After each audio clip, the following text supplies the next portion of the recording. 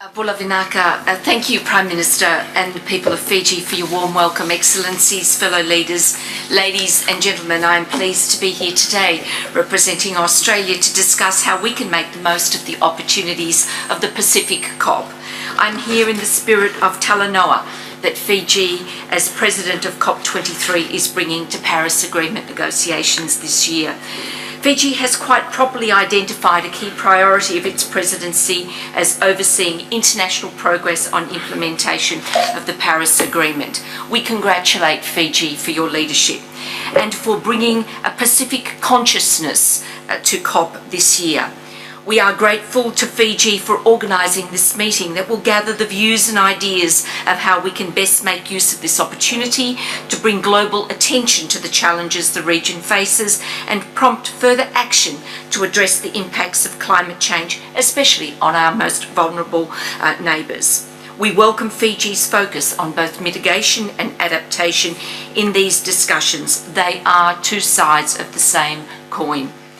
Paris Agreement national determined contributions are sovereign roadmaps for action, and we strongly support discussion on how we can accelerate implementation of these across the region. At the end of the day, it's about what we do, not what we say.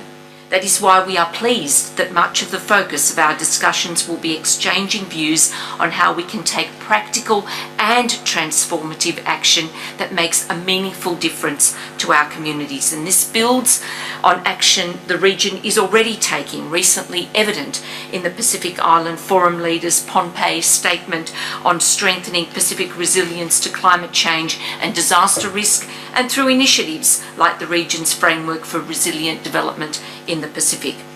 I look forward to discussing concrete ways to take action forward and to use this opportunity to build consensus on areas of priority in our region.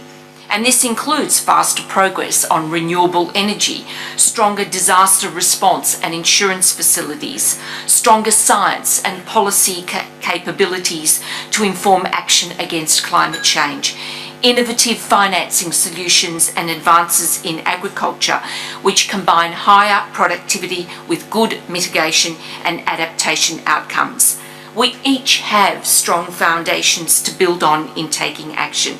In Australia's case, we exceeded our Kyoto 1 commitments, and we are on track to meet and beat our 2020 commitments by over 224 million tonnes.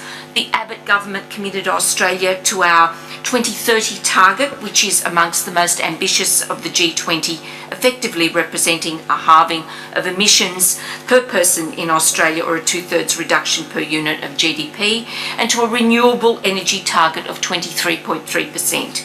The Turnbull government is continuing this implementation, and by 2020, nearly a quarter of our electricity will come from renewable sources as we are on track to meet our RED target. As I mentioned, we will also mobilise significant support to developing countries to help them achieve their commitments. So we have a lot to talk about over the next 2 days, but from the base of a strong regional commitment to action. Thank you.